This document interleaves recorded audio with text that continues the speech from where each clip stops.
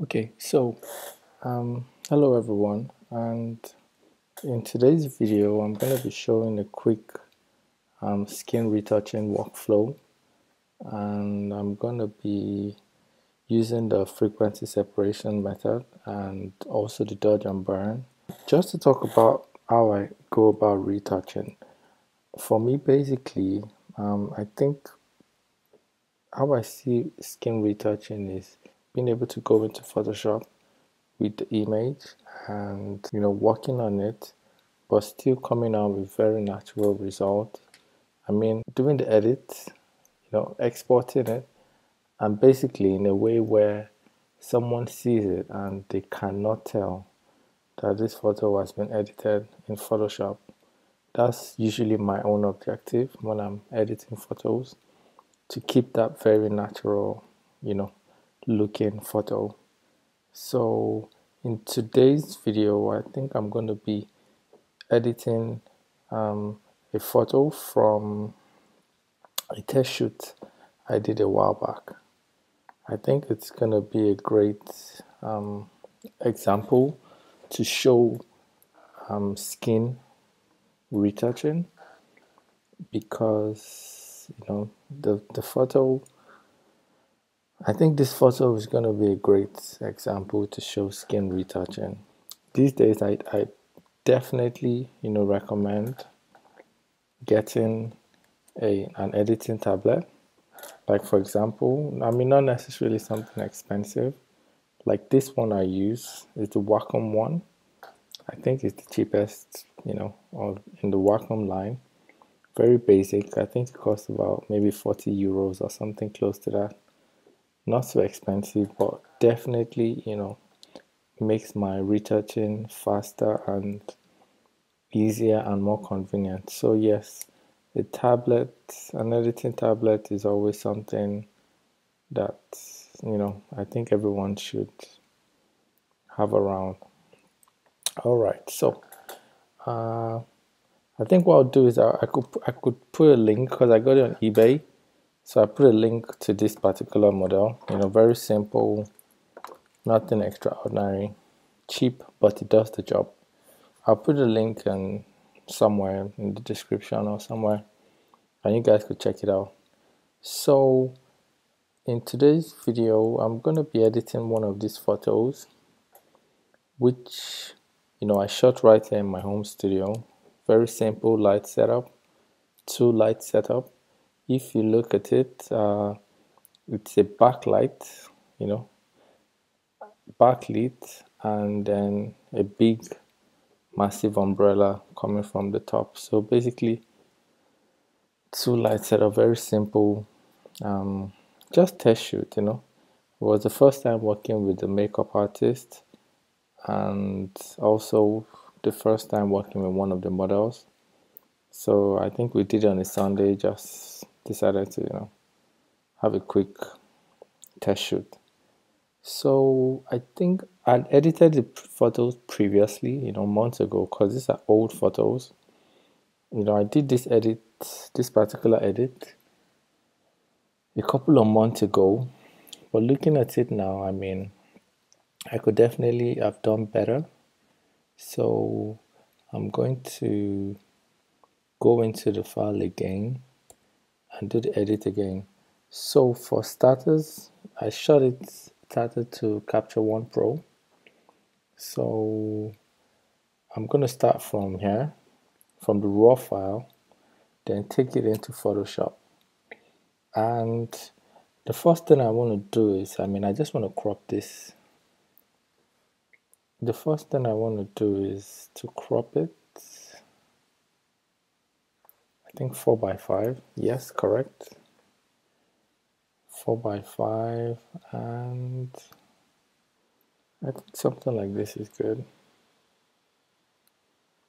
Something like this. I mean, this is a very good example to show, because if you look, the textures are, this particular, shoot, the light was good, but I don't know, the skin textures were a little off. So it's going to be a good example for me to just show how, one can, retouch skin without making it look too unnatural. What I need to do on the raw file, not so much, you know.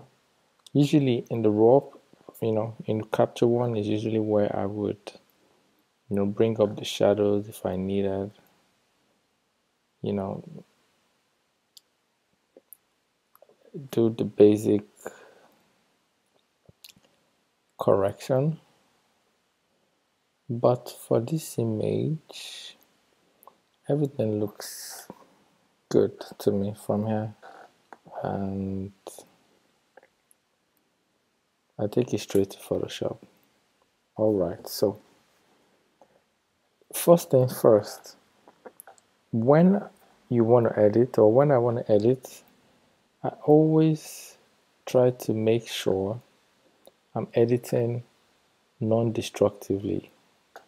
And what that basically means is that no matter how far into the edit you go, at any point in time, you can go back and make a change you've done, like change something you've edited without having to, lose all the edits you've done. When it comes to skin retouching, 99% of the time, the healing brush is the best option. So yes, most times, if not always, that's usually what I use. So what I'm doing is I create a new layer and I name it Heal Skin. And what we're doing here is it's going to be as soft as possible, 0% softness. And select current and below, because if I select just the current layer, this layer is blank, so there's no details on the layer to do anything with. So now sample, current and below allows for the blank layer to sample from the layer below it, and then we can make the corrections and clean the skin up. So looking at the file, basically what we're just trying to do is it's a very tricky image to edit, but it's something I'm gonna do again. The skin textures are very tricky in this image, and the point is to edit it without it looking too unnatural. So yes, J, shortcut. Also, shortcuts are very key. If you notice the way I edit, I'm left-handed, so I always have my hand on my, tab, and my other hand on the shortcut. So yes, shortcuts are very key, because I think one thing to keep in mind is, for you to enjoy retouching and for you to get better at it, is something you need to be able to do effectively and efficiently. Meaning something you can do in 1 minute, do it in 1 minute. Something you can do in 1 minute, you don't want to be spending 10 minutes doing it, So the more efficient you are, usually the better your results. So mastering the shortcuts makes my workflow very easy. In fact, I personally have customized my keyboard where it works for me. So I'm left-handed, so my keyboard shortcuts probably wouldn't make sense to someone that is right-handed. But for example, if you look at my hand right here, something like this, and for example, my shortcuts usually to toggle between the black and white is X, right? But on my own shortcut, customized shortcut, I changed that to K, just because if I'm using this hand, then it makes sense for it to be closer to this area. Everything I use is, all my shortcut keys are around this range, around this area, so I don't have to move my hand up and down, because that gets you tired. You get tired even before you start editing. So yes, master the shortcuts and also when necessary customize the shortcuts for your own preference. Customize the shortcuts to something that works for you so that your workflow gets faster. So yeah, shortcut for this healing brush, J. So I press J and we start. Basically what we do is we sample from a good layer, then we basically paint that layer we sampled and we use it to cover up the blemish. What we're just removing now is we're just cleaning up the skin, meaning we're removing the pimples and the imperfections and all of that. And it's something that, depending on how much time you want to spend on an image, also determines how far deep into the, retouching you go. This is just, for showing purposes. So I'm just going to try to keep it as quick as possible. But if you look in a second, which I'll show you, so far, I'm just taking, not from far away, I'm just taking something close and filling it in, If you look at this, you see, before and after shortcuts, before, after, before, after. You see something going on here? We're still going slowly, just trying to correct, remove all this imperfections. I mean, at the end of the day, no one has got perfect skin, and when it comes to retouching, I try to get everything right in camera. Get your lighting right. I mean, anything that you can fix on set before you take the shot, fix it. I prefer to do that than to, go into Photoshop and start doing all kinds of stunts. But sometimes it's beyond our control, and yes, that's where Photoshop, that's where Photoshop comes in, or that's where the retouching comes in, the post production of the shoot. Because as much as we try to get it all perfect in camera, there are still ways we can take a good image and make it great in post, but always strives for perfection in camera. Always strive anything that is possible to get it right in camera. Get it right in camera. Alright, so if you look at this now, basically what I've done is I've kind of cleaned up the skin, right?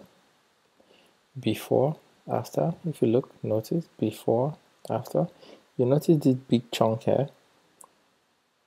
If, you aren't watching this live, you probably wouldn't notice something has gone down here. I'm going to remove this as well, because why not? I'm going to remove all this as well. I mean, if it was a portrait, it's different, but technically this was like a beauty headshot kind of test. I was basically testing out the makeup artist. I wouldn't say I'm satisfied with the makeup, but what to do?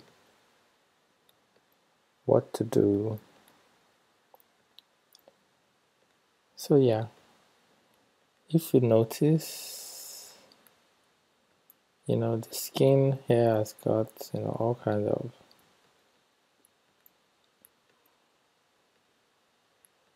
something funky going on. So hopefully we would fix all of this while still keeping the natural look, while still keeping the natural look. I think I'm also gonna remove this, because why not? Sample from, if you notice, like I'm sampling, this is technically a shadow area, and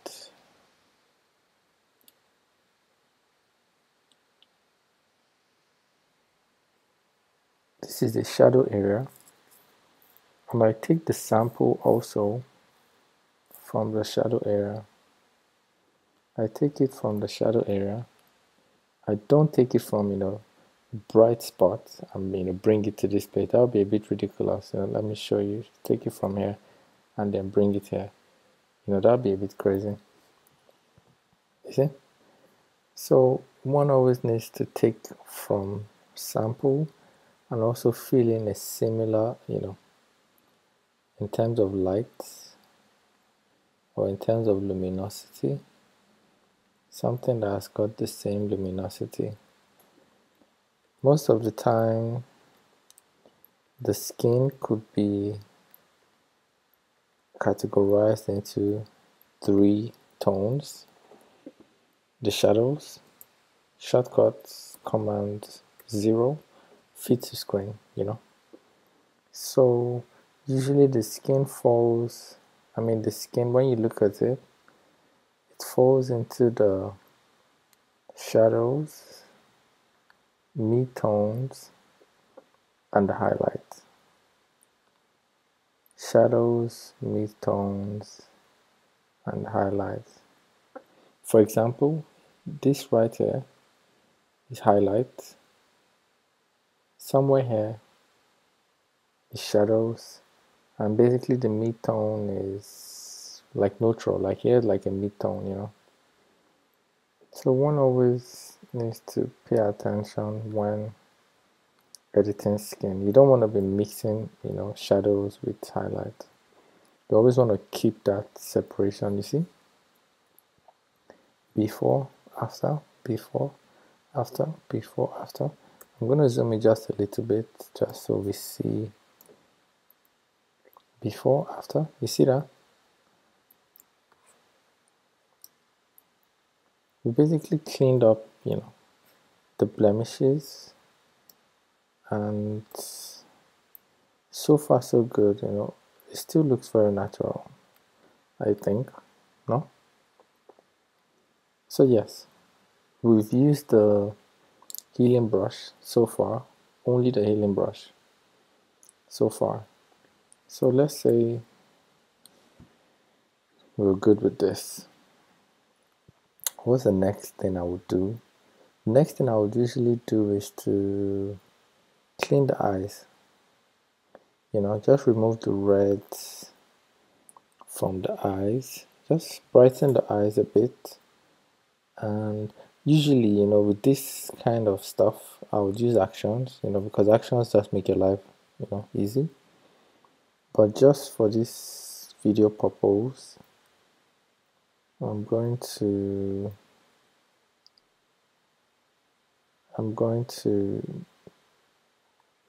do it manually. So with the hue, saturation, go to the reds, because that's what we're trying to take out. We're trying to take out the reds. Something like this. Then invert the mask. Then I go to my channel mixer, monochrome. I invert the mask. And I'll take these two, bring them in, and I call them eyes. It's always good to work in an organized way. In fact, I wasn't supposed to I wasn't supposed to invert this once because I come here and I put the mask, then I invert this one. Does that make sense? So basically, these are active, but this now is inverted, black, with the mask. Basically anything, when it comes to masks in Photoshop, anything black is invisible and anything white is visible. So right now the mask is invisible because it's black. I take a brush, probably 5%, and basically it should be soft. 0% softness. So I take a soft brush and basically just brush this. I'll usually use actions, for this kind of tasks, because like I said, it all comes down to working really efficiently. So, things like this, there are things you don't want to be, doing over and over. I mean, creating these kind of layers when you could easily just set up an action and have it all done in just a single click. So basically what I'm doing now is I'm just removing the reds from the eyes. Basically just cleaning up the eyes. What I can do is, if anyone wants, if anyone is interested, I could create a skin retouching action pack where basically share with you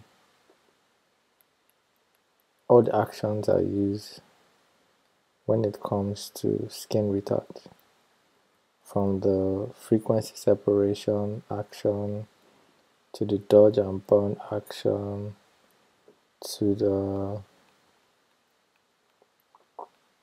eye cleaning action.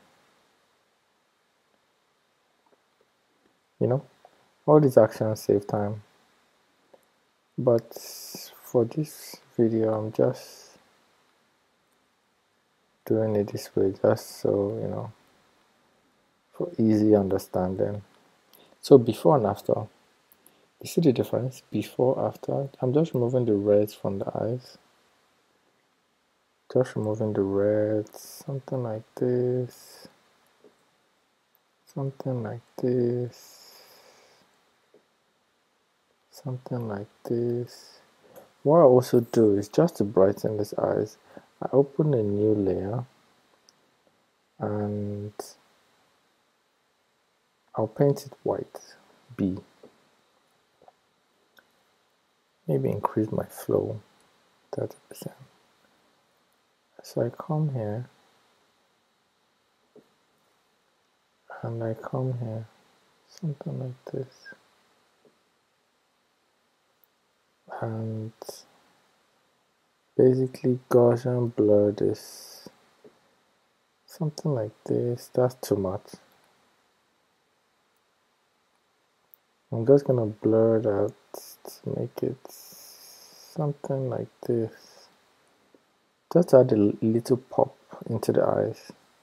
Use my eraser to make sure it's not. Use my eraser to make sure this white is not touching this black, So I'm just erasing it away from this blacks. Then what I do is I come here and I go to soft lights.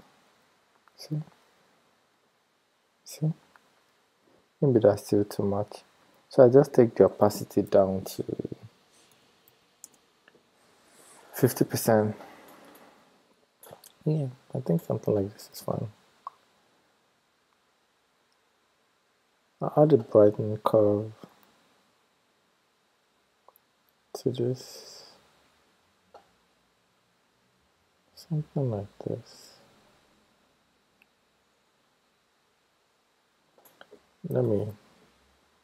Yeah.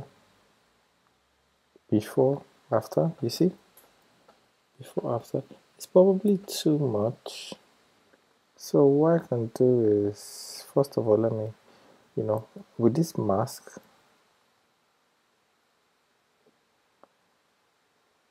what this mask does is it just shows me the parts that are masked and the parts that are visible. So the reds are invisible, meaning everything that is red is not visible, and everything that is white is visible. So if you remember, like I said, I'm just revealing the adjustments we made earlier for the eyes, revealing it in the eyes, so masking it in to the eyes, and every other part we leave it invisible. I also brighten the teeth just a little bit, just a little, not too much, something like this. Yeah, something like this. Shortcuts. Alright, so before, after. Maybe I take the opacity down to 75% just to make it. Yeah, I think this is good. Alright, so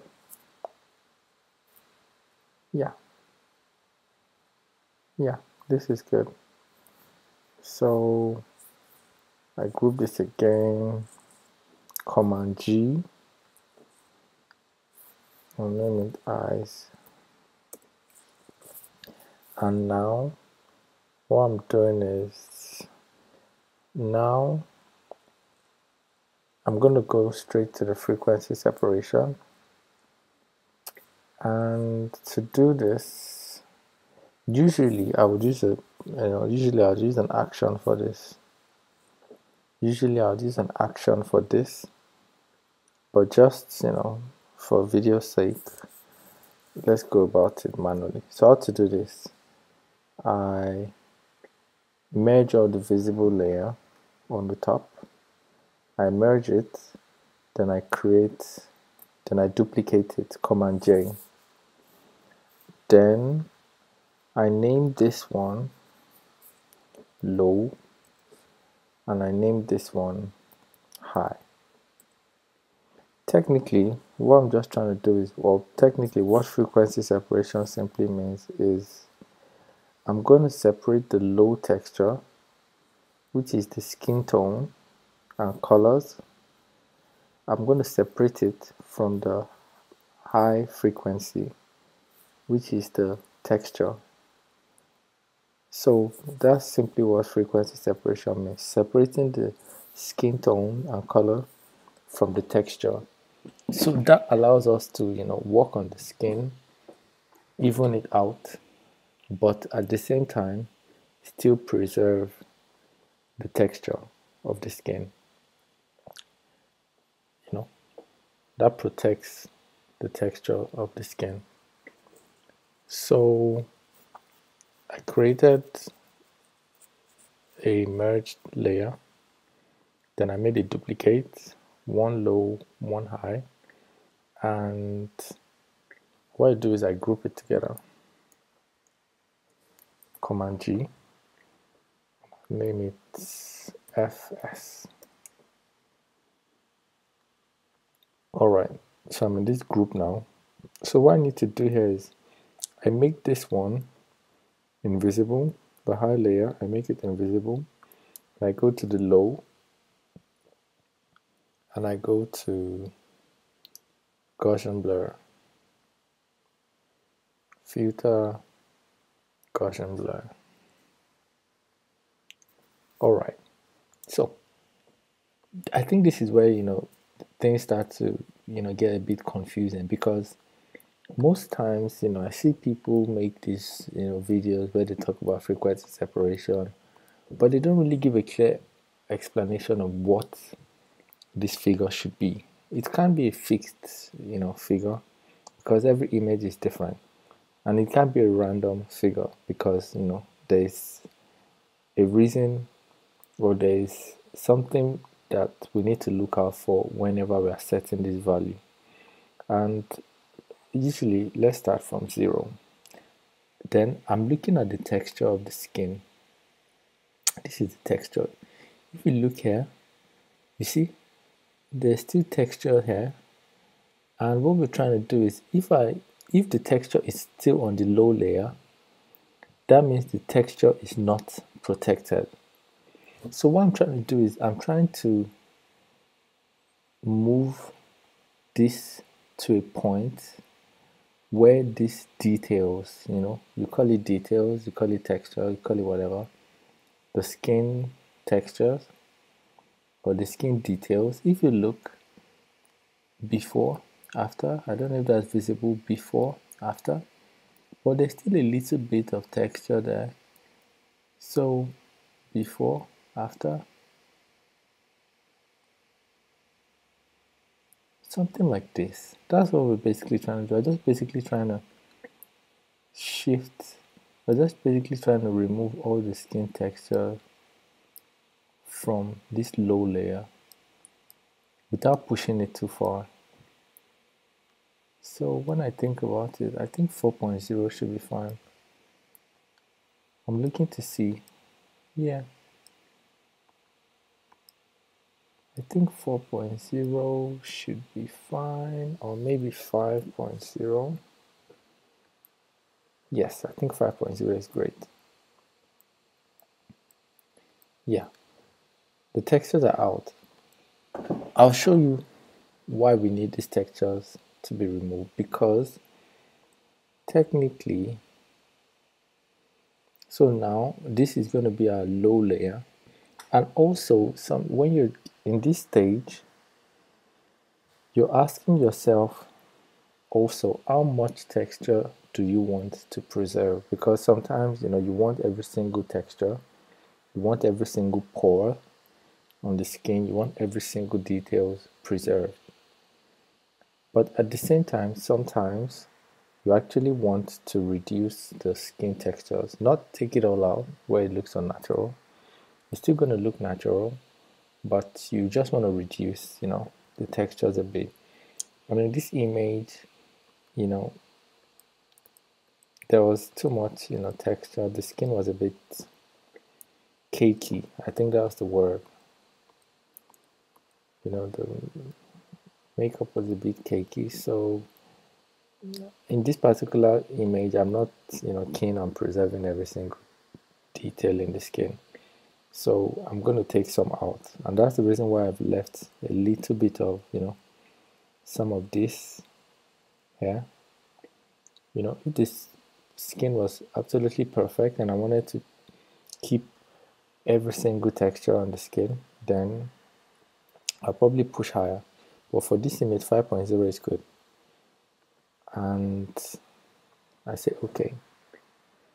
Then we go now to high, make it visible, and I come to here. Then we go to apply image, we go to image, we go to apply image, and I click on low, and I click on subtract.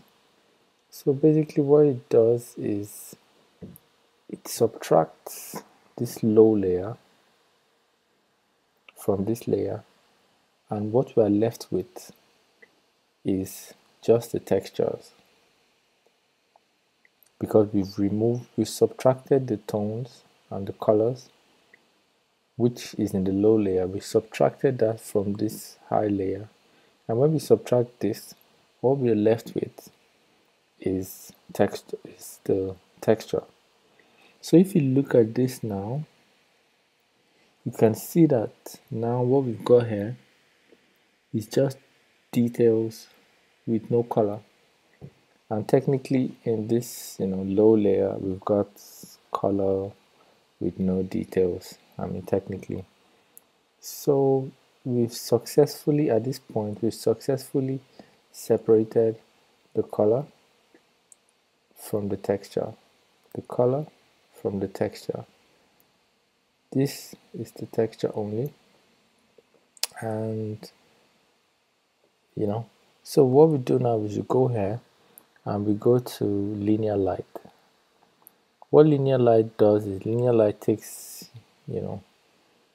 everything that is 50% gray and it makes it invisible. So if you look,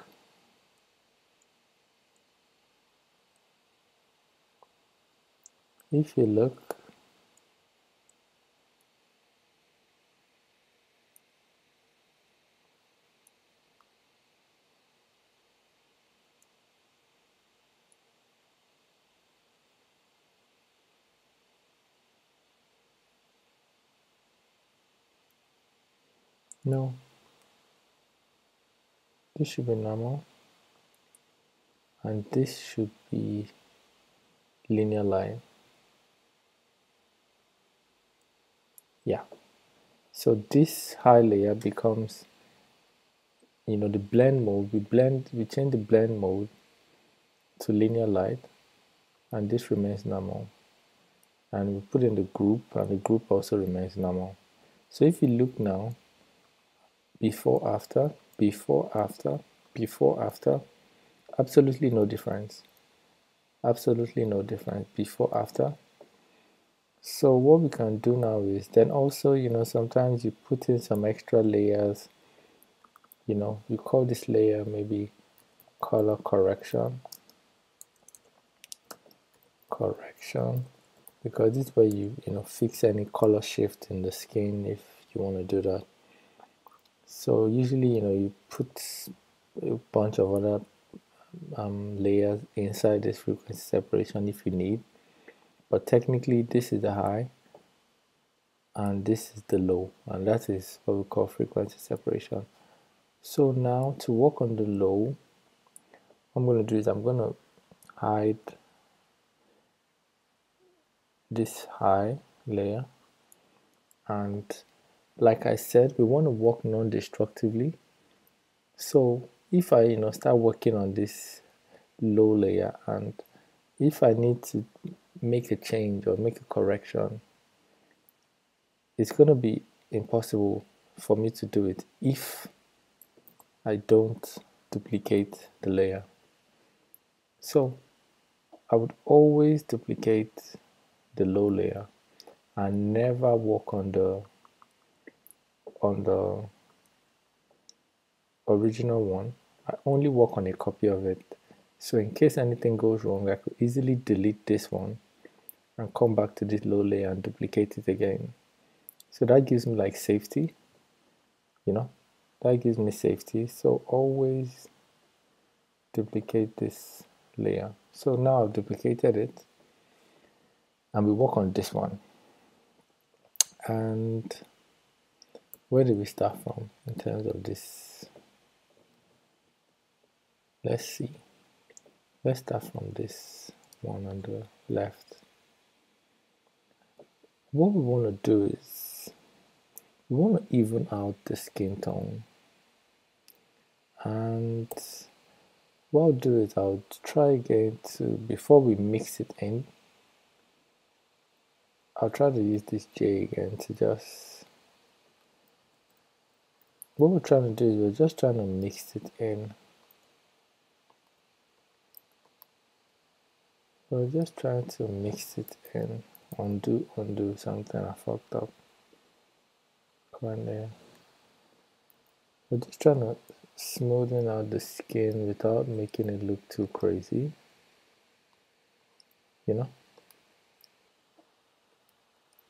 and usually this stage is done with the mixer brush. This is where the mixer brush comes in, but before I get to the mixer brush, I try to still use the healing brush. See, before after. I don't know if you see this, but if you look, let me zoom in. Before after, before after. You see, at the moment I'm still just using the healing brush to just still, you know, blend the skin, make it more even. Because the problem with the mixer brush is the mixer brush is something that it's very easy for it to just go too far. It's very easy for the mixer brush to flatten the image, you know. So the mixer brush is something I use very cautiously. For this image though, I mean, if I wanted to, you know, fix all this without the mixer brush, I'll be here forever, you know. Because I'd have to, if you look, you know, there's something going on here. I'd have to, you know, manually fix every single, you know, if you look, there's something going on here, you know. I'd have to do this one by one, before, after. You see that? Before, after, before, after. I mean, if I wanted to do this manually, I'll be here till Jesus comes.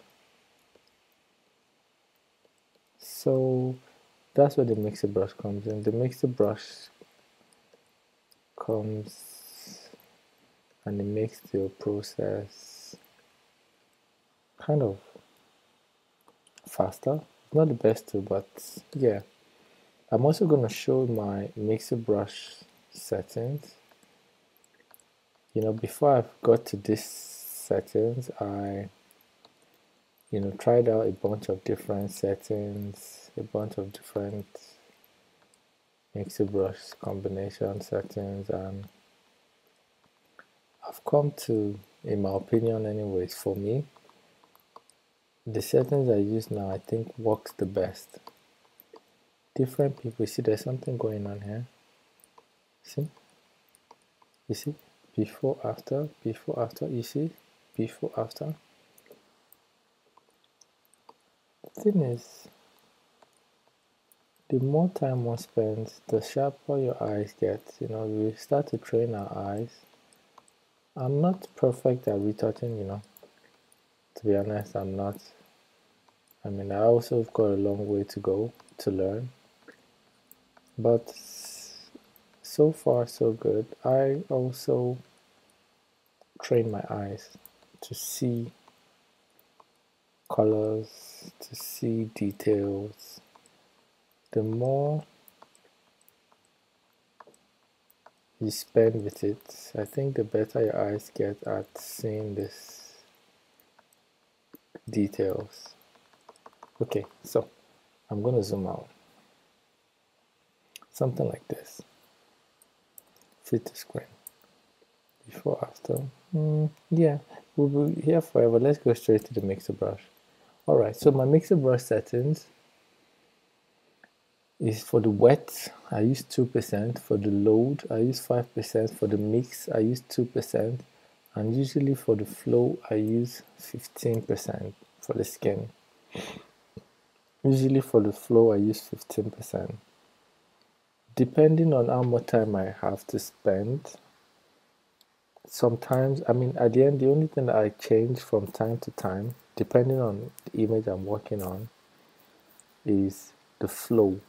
Sometimes, like if I'm in a rush and I don't want to spend too much time, I just take this 15%, I take it to 30, which is double of this, and that makes it kind of quicker, you know.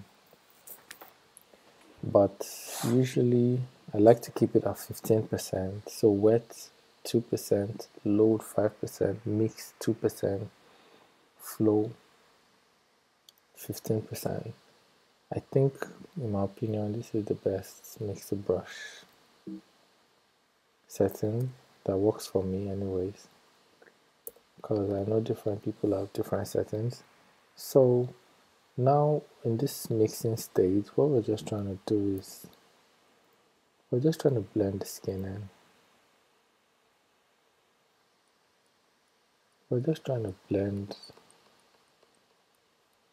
the skin. We're not trying to flatten the skin though.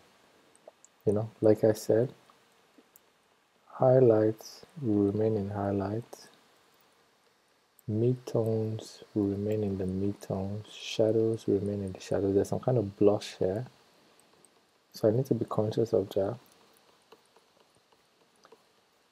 You see? And the shadows, you know,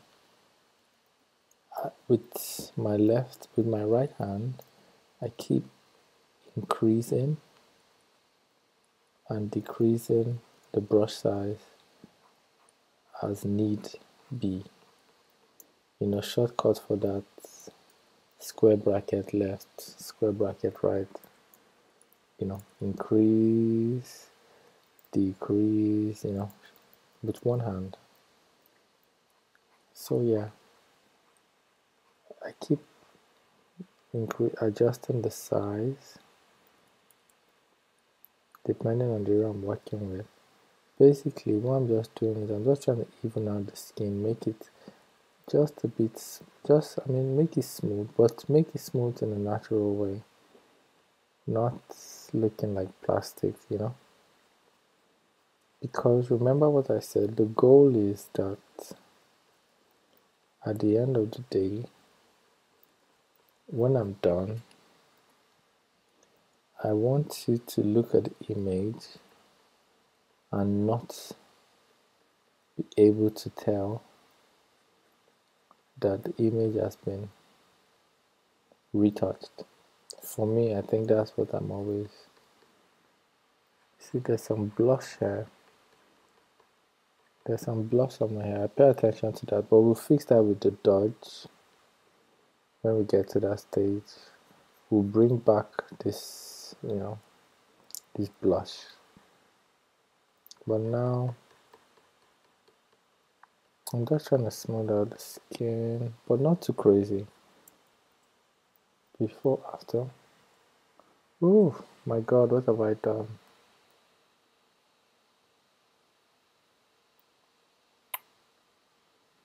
I was working on the wrong layer. Alright. So, something like this. See, I'm working on the low copy so that if I mess up the low layer, all I need to do is just delete it and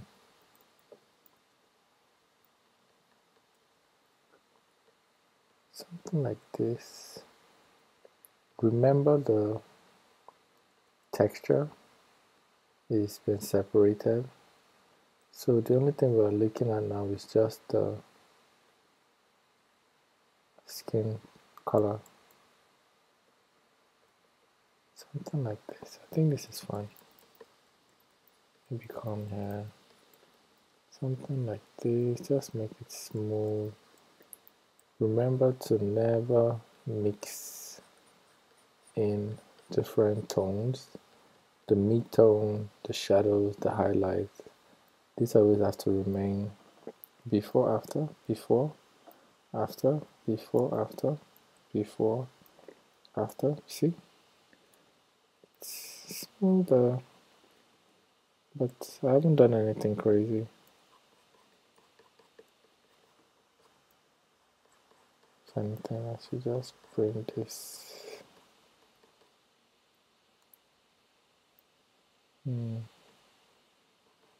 I'll fix this in the dodge burn stage. We'll bring this back. So let's go to this one. See?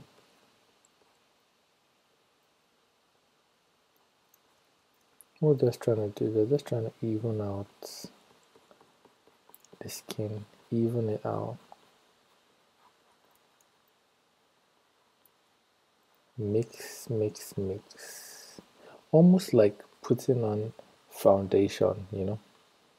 When girls are doing their makeup, it's almost like This is like the foundation stage, you know, where we just try to even out the skin.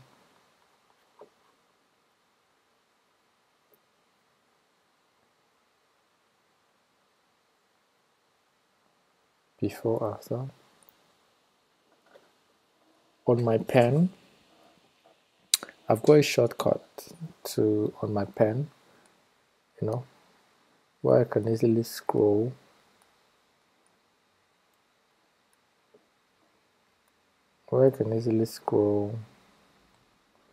the layers up and down.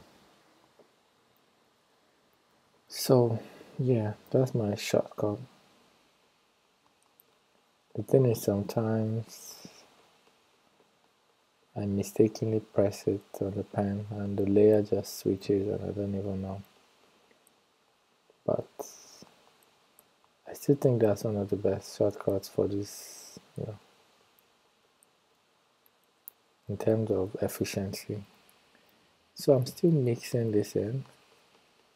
I'm mixing this. Let's make this bigger and bring this in. Something like this. Before, after. You see? Before, after. And something like this.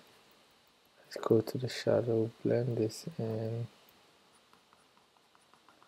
Switch to screen. Let's see the faces. Blend it. What we need to do is blend the neck.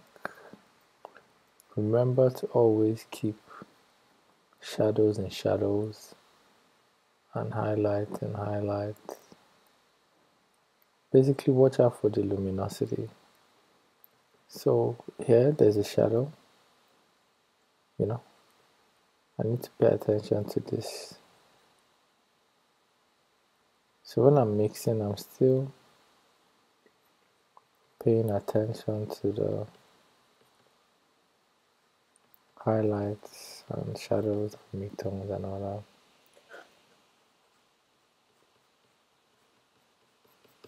So yeah,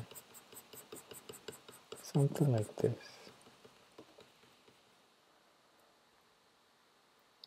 Something like this.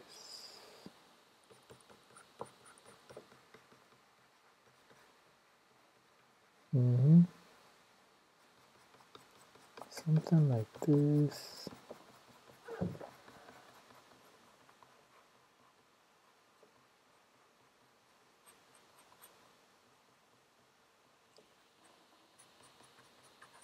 Something like this. We're still working only on the layer, on the low layer, and our textures are still protected on the high layer. I'm still mixing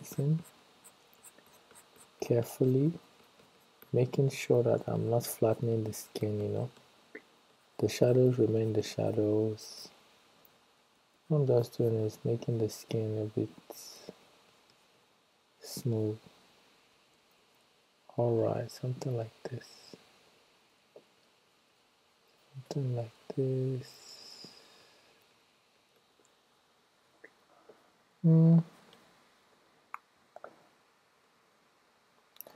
Let's bring back the texture. Alright.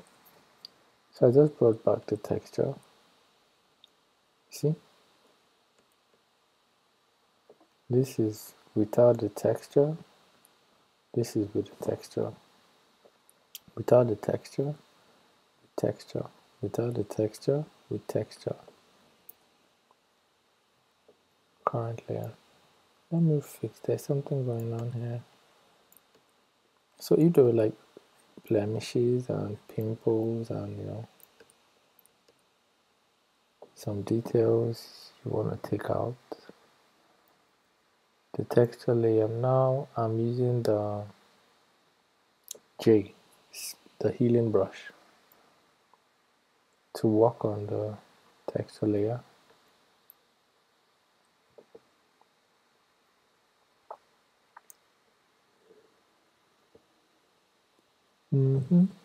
Something like this. fit to screen, command 0. Alright, just for time's sake, let's leave this and let's get to the dodge and burn curve, and let's create the burn. Burn simply means bringing it down, something like this, from the middle, drag it down and hide the mask and name this burn. Burn is dark and dodge is brighten. See? And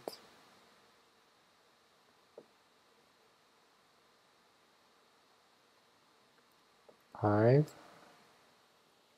invert the mask and name this dodge. Dodge. This becomes lighten, maybe even screen, and this becomes multiply. The blend mode, I mean. Command G. I will name this D and B.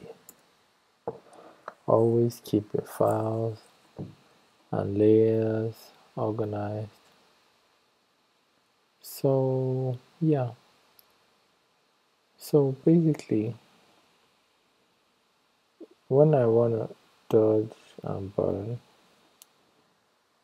I use the black and white to help me see the luminosity better.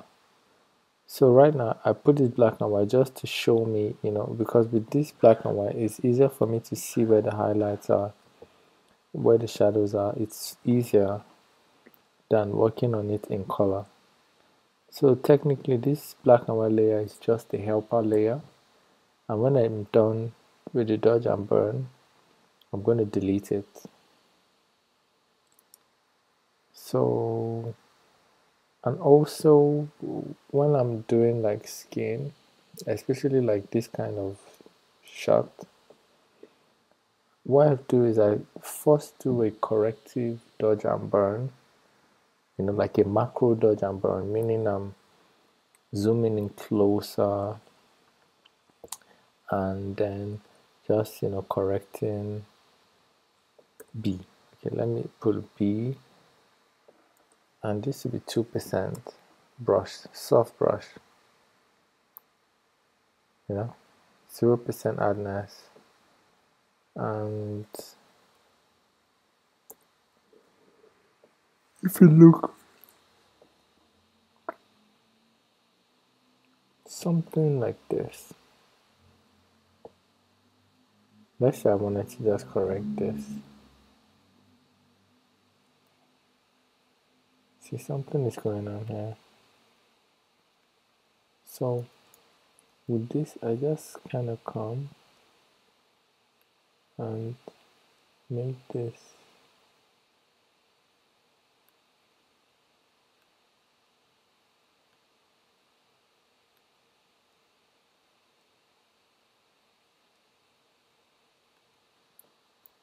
you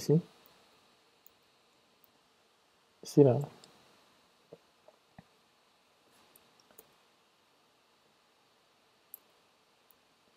See this part,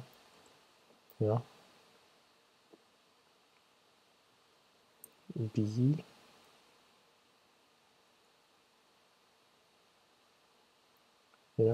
so now what I'm doing is like the macro dodge and burn. Maybe I make this 1%, it seems a bit too strong.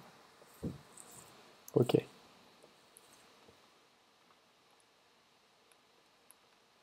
But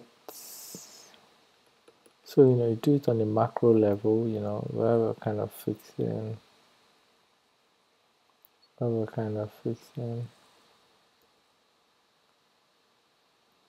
anytime you want to erase something you've done, all you need to do is switch to black, the brush. See? Switch to black on the mask. And black technically erases, whatever you want to erase.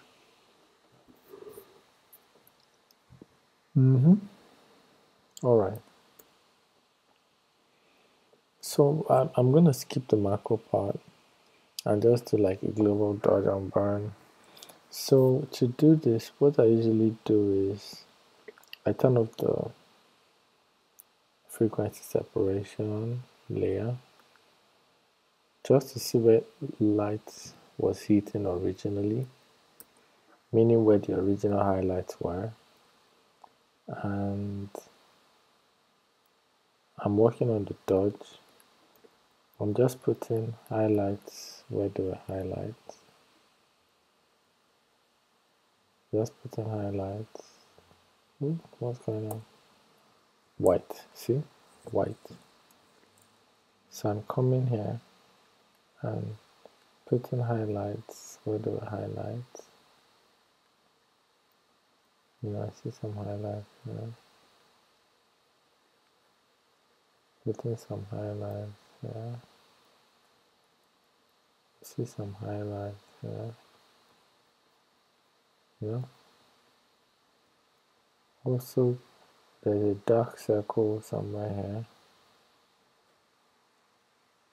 And I'm going to try to match the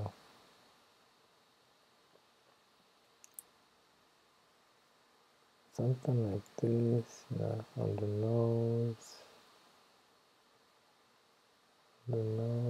See? Some highlights somewhere here.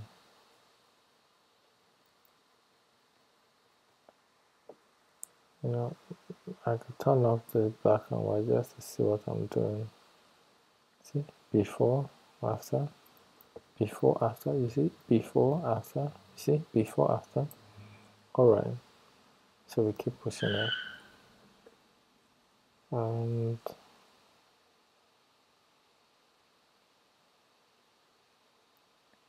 see? Something going on here. Yeah. B.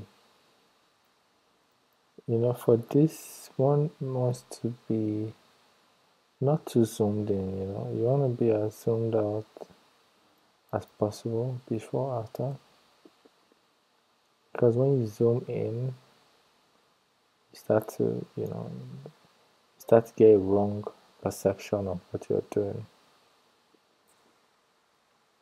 You start to get a very wrong perception of what you're doing. So always try to be kind of zoomed out unless necessary.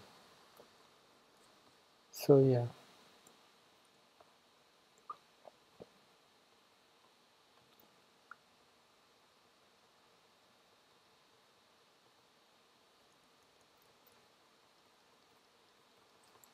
Before, after. With this, we're just still, correcting.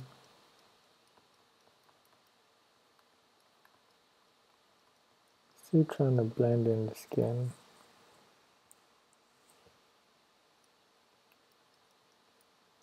Remember, the frequency separation right now is invisible, just so we could see the original lights, where the original highlights were before.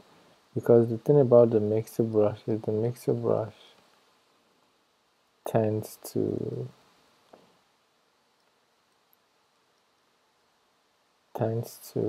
flatten the image, meaning the highlights and shadows and all that we lose some of that detail. So yeah, let's say something like this. Let me zoom out. Let me turn on the frequency separation. Okay, see, there's something going on here.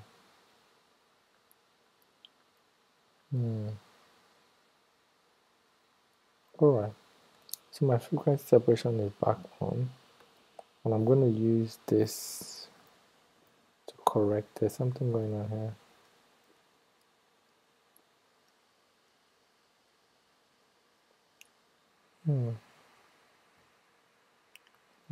This should be bright.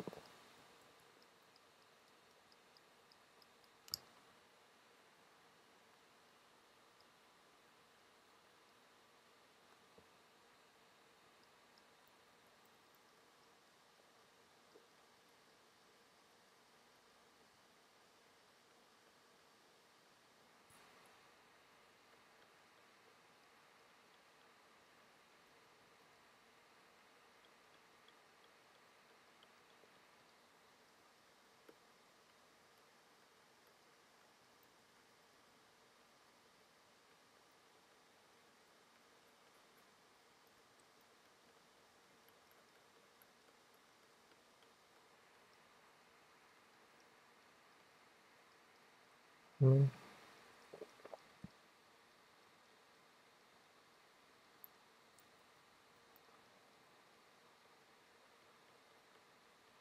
I'm just exaggerating this. We'll take down the opacity. Remember that blush? I bring back the blush. That's probably too much, but get the point. Let me turn off the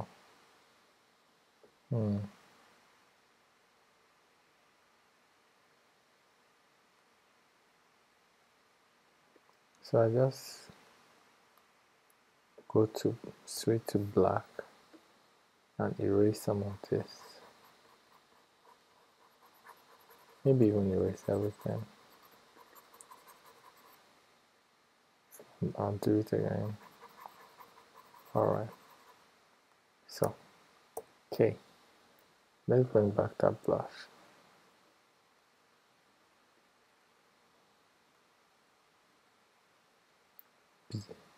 I turn off the frequency separation layer just so,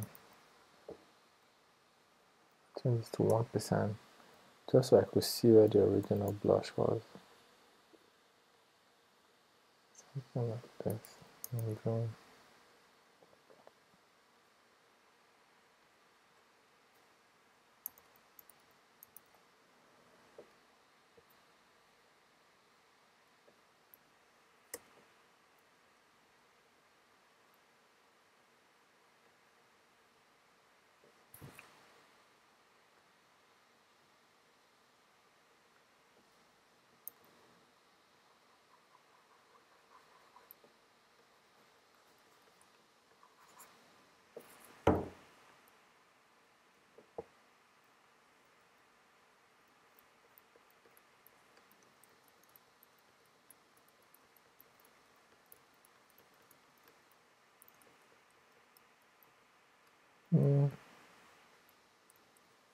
Yeah, something like this.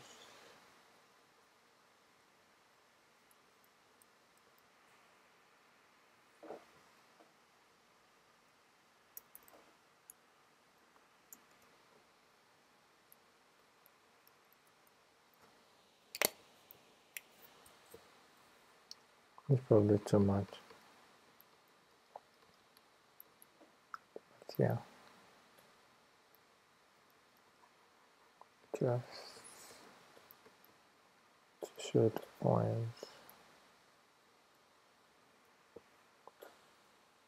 Okay, let me erase this. I'll just erase this by painting black. And then I switch black back to white, go to 1%, and I try to do this dodge layer again.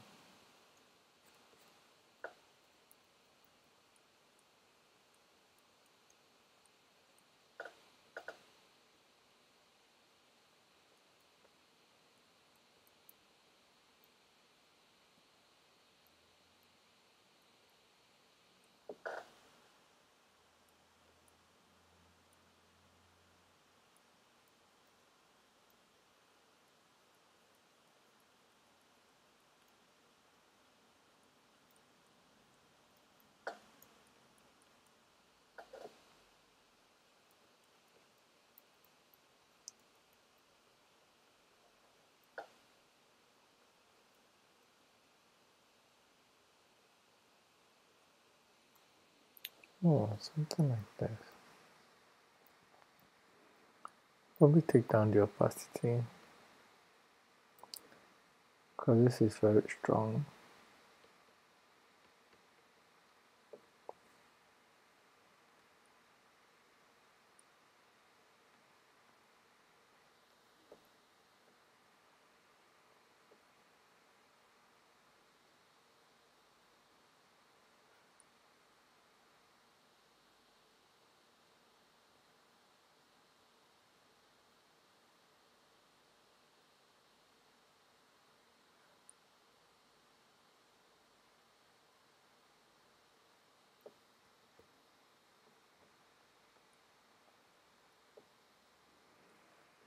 Yeah, this is too strong, so I just took the layers to normal,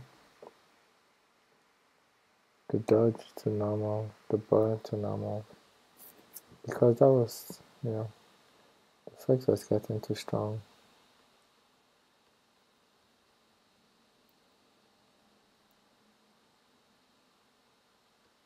Trying to put in a blush.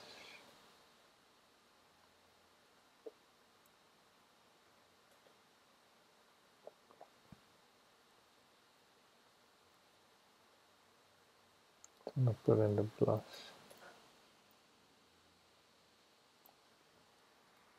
Did I get that right?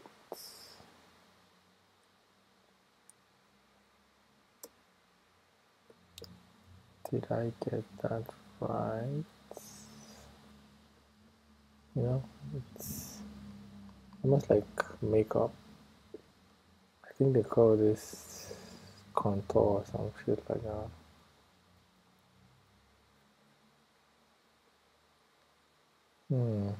What have I done?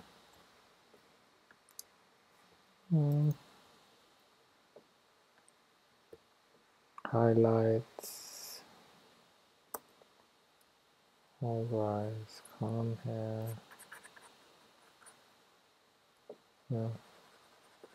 Basically just exaggerating the already existing highlights. Some highlights here.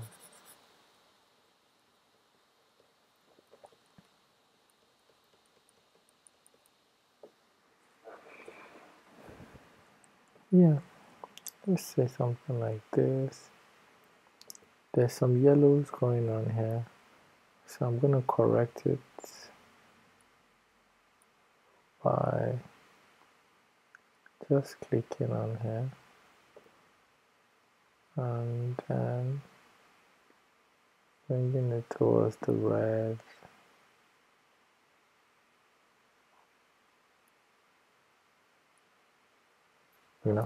Invert the mask. B, white to reveal. So I'm basically just brushing this in.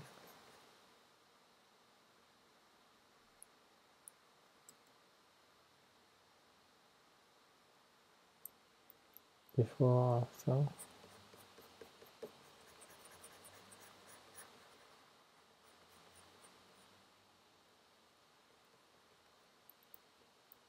See?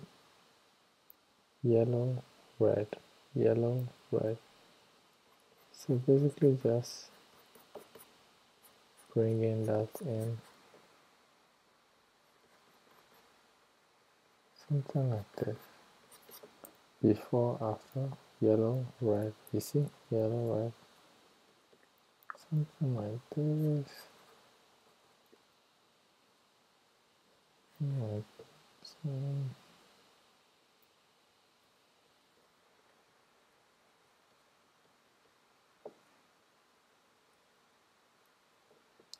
This part should be a bit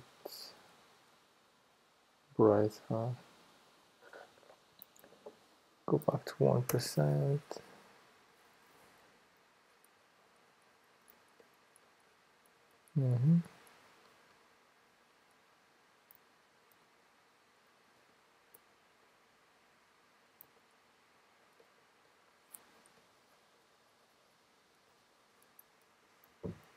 Something like this.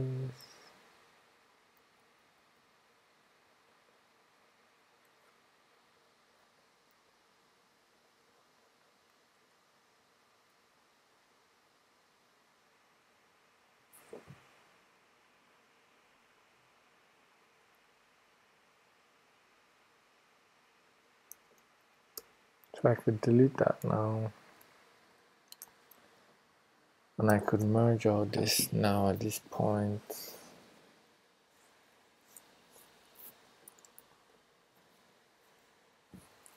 Take it to camera raw,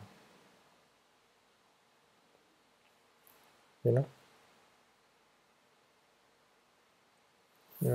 just try to do the final. Maybe bring down the blacks a bit.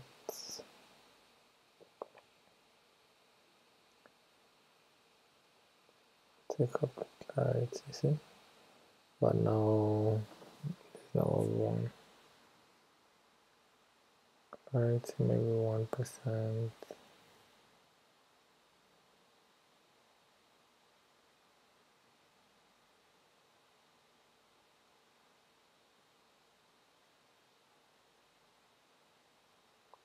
Something like this. Then we just apply a quick grade.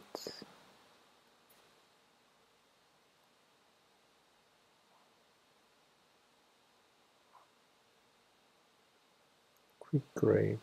Something like this. See? Before, after. See? Highlight.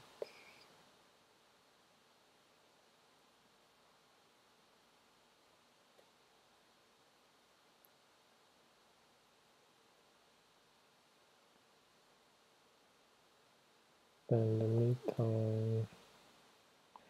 I mean, I'm just using my eyes,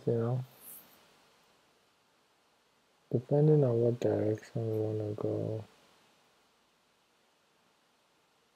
in terms of colors.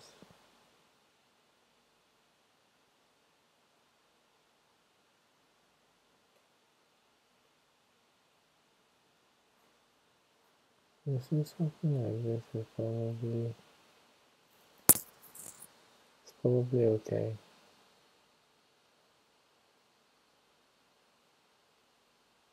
Maybe something like this. Before.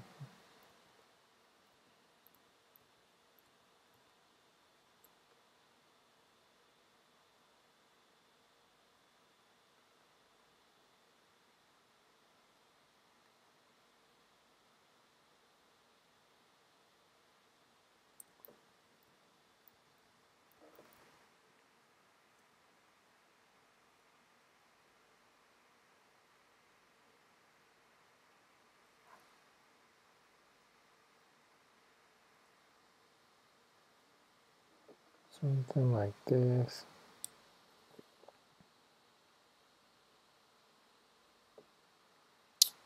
And if I really wanted to push the colors, in terms of grading and color, the channel mixer is also one of those things that, see?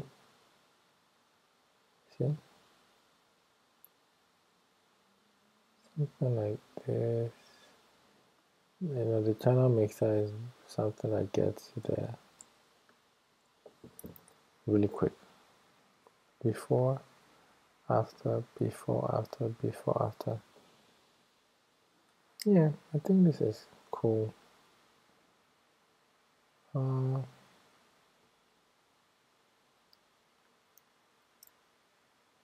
What I'm gonna do is I'm gonna bring down the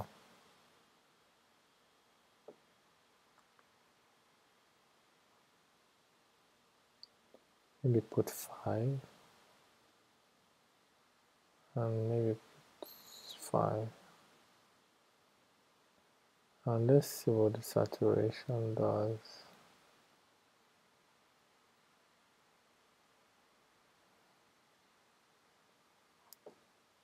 See? Something like this. Let's see this image in black and white. Is the black and white doing better, or should we leave it in color? I think I'll export it in both black and white and color.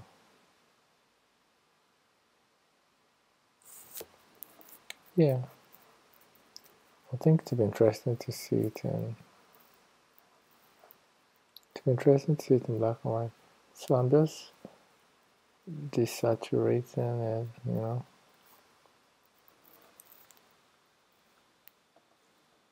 All right, let's say this is fine. For color, let's say this is that. And just out of curiosity, let's see what it looks like in black and white. I'll create a new group.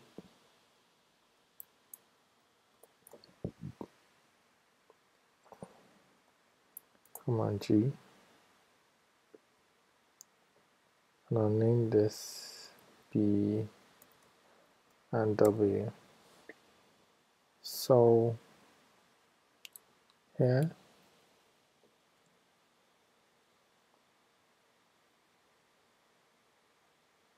we'll be making all the black and white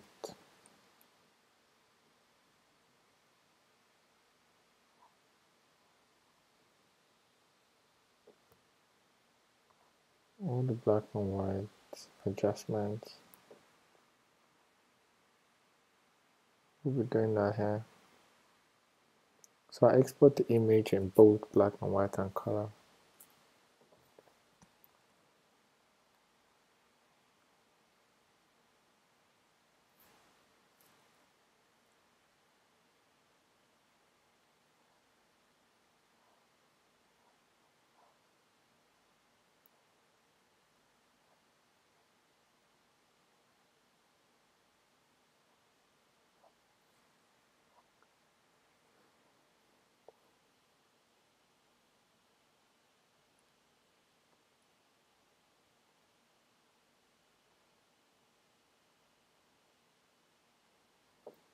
Levels.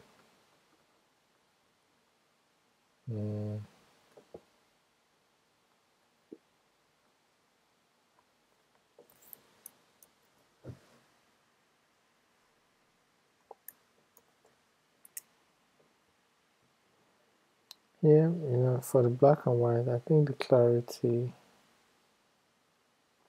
that's always, well, not always, but the clarity,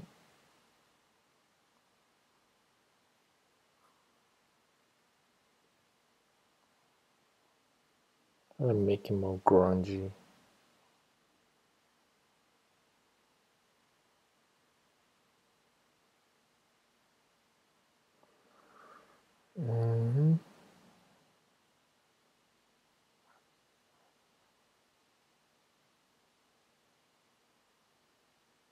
Maybe something this one.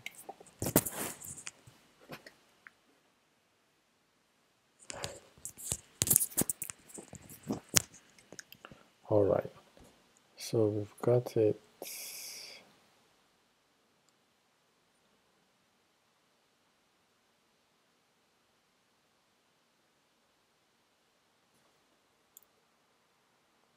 Color, black and white, color, black and white. What I'm going to do is I'm just going to export both. Save. I'm going to save it. and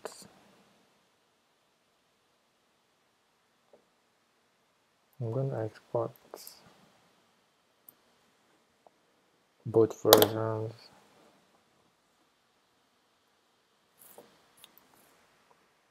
And 80.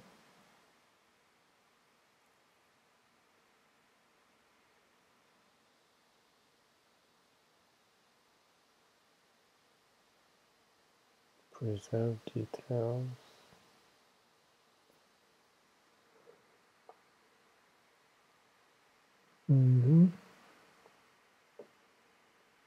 Export.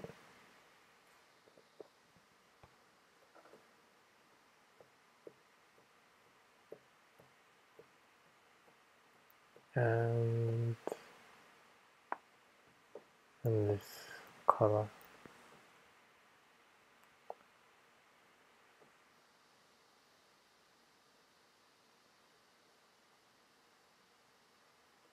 Then export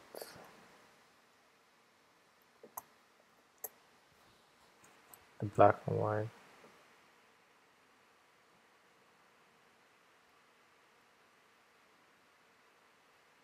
My name is B and W. Alright. So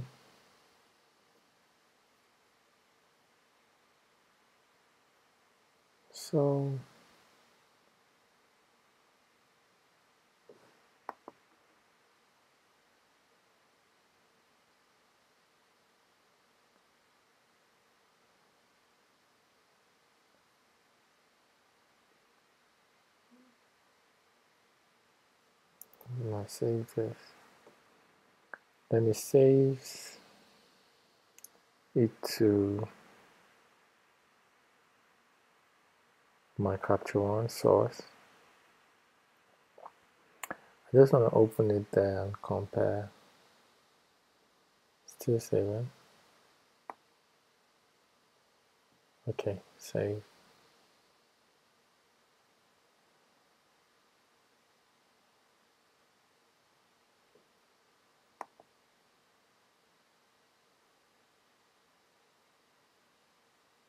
Alright, perfect. So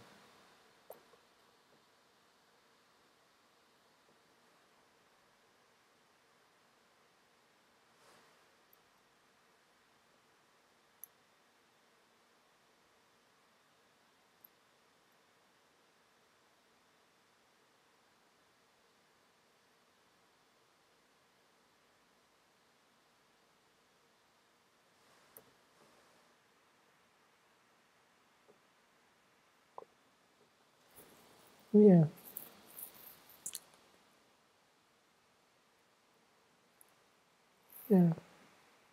something like this.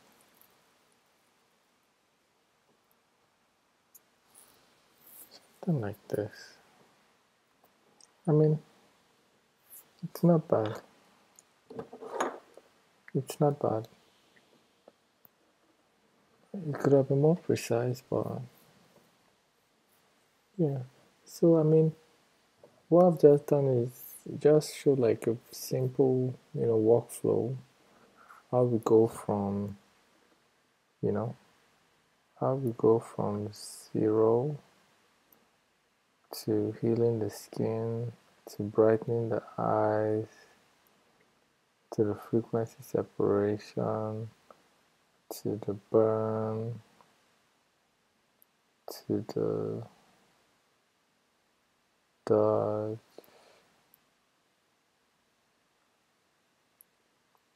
to the hue, saturation, this yellow,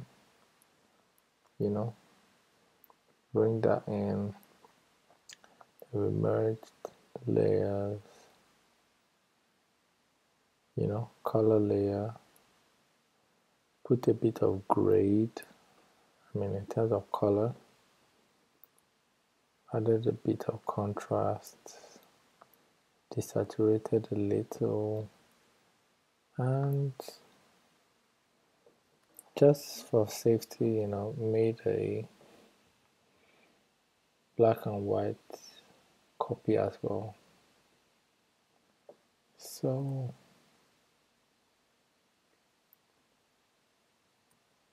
yeah, I think that would be that. And I think if there's any question, you know, regarding any of the steps, I'll be glad to clarify. I'm actually gonna just make a screenshot of this because this is so pretty.